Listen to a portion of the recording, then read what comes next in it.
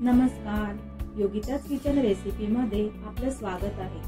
आज आपण चविष्ट आणि झटपट वांग्याची काप कसे बनवायचे याची रेसिपी पाहणार आहोत। तर लगेच आता रेसिपीला सुरुवात करूया।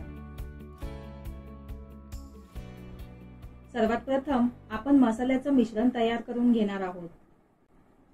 त्यासाठी बाउल मध्ये 2 चमचे बेसन घ्यायचे आहे।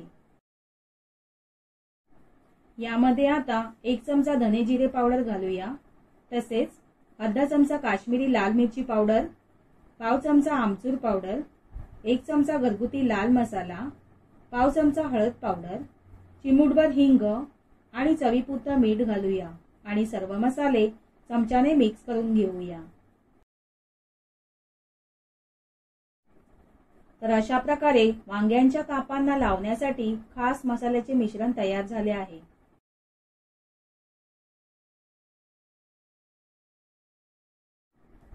आता आपण वांग्यांचे काप करून घेऊया।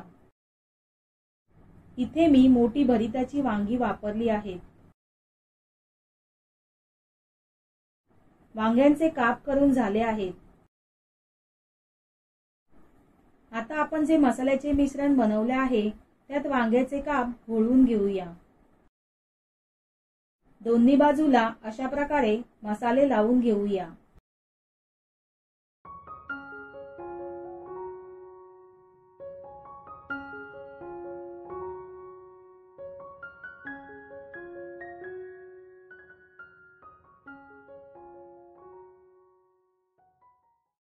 इथे आपली सर्व काप मसाले लावून रेडी आहेत। 5 मिनिटांसाठी बाजूला ठेवूया।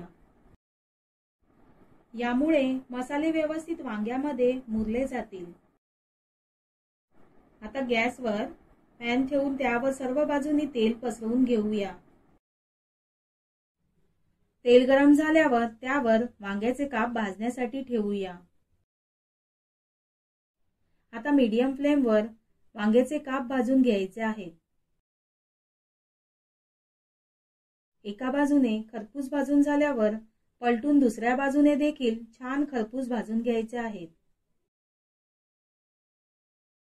वांग्याचे काप वरण भात, पोळी सोबत किंवा असेच खायला सुद्धा खूप चविष्ट लागतात।